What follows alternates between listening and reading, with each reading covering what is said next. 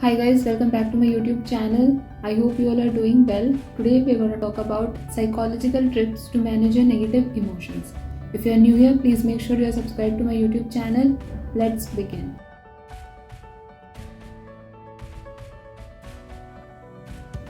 So firstly, what do I mean by the term negative emotions? See, there are two types of emotions, positive emotions and negative emotions. Emotions like anger, sorrow, shame, guilt, fear are negative emotions, and the emotions like happiness, joy, surprise are positive emotions.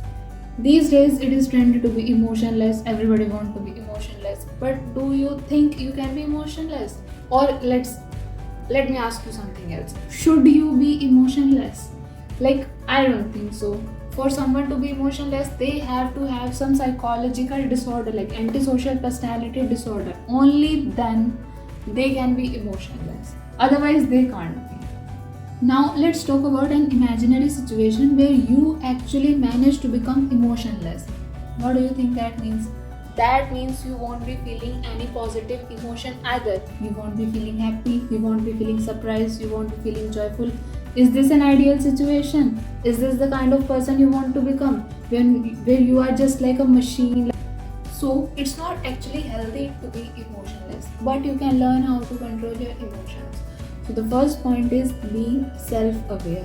There is a saying that I have heard and I actually really like it, and it goes like, feel your shit, understand your shit, but don't lose your shit. Now, it is actually a very nice way of putting it.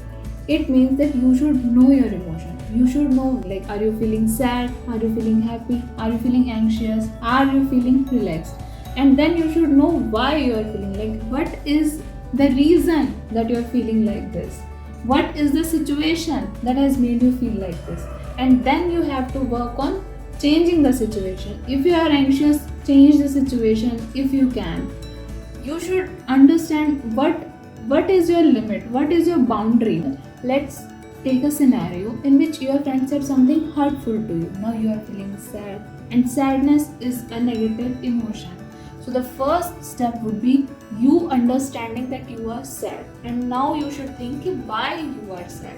Of course, that is because your friend said something hurtful to you.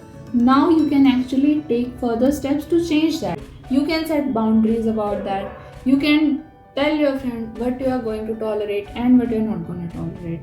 Setting boundaries is very important in any relationship or any friendship or for any kind of thing. Like, even in business world, setting boundaries is very important. The other person should know how they can treat you, and only you can teach them how they can treat you.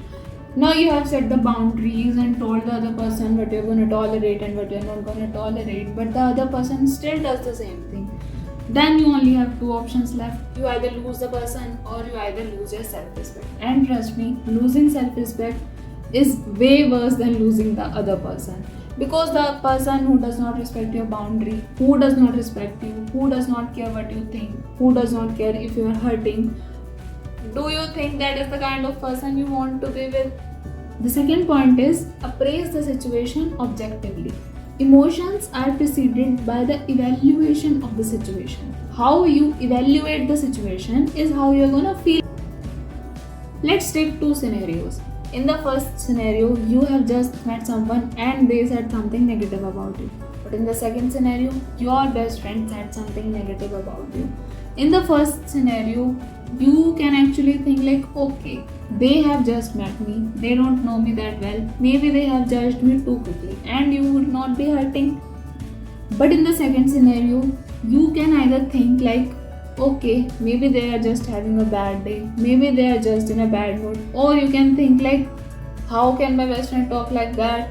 How is he talking to me like that?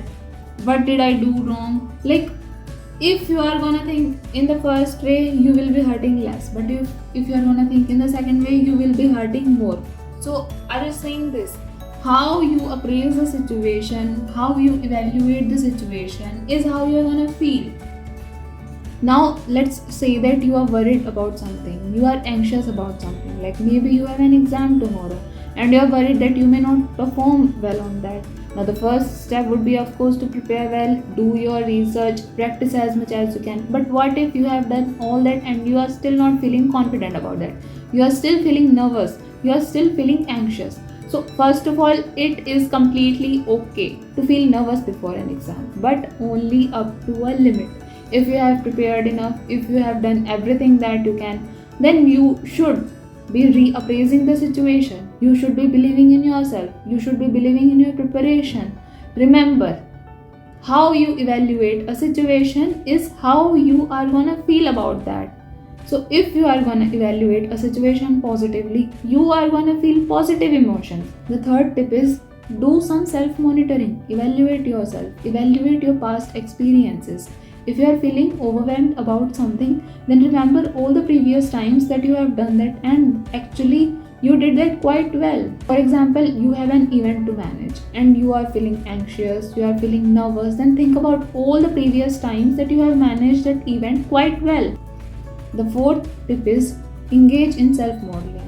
Be the ideal for yourself. Repeatedly observe the best parts of your past performances and use them as an inspiration and motivation to perform better in the future. These were some of the ways in which you can manage your negative emotions. But if you are someone who is constantly dealing with negative emotions, then I suggest you should go for therapy. There is a lot of help available online. Alright guys, this was it for this video. Of course, there are many more ways to manage the negative emotions and I'm gonna talk about that in my next videos. So, if you like this video, please give it a thumbs up, like and share and subscribe to my YouTube channel.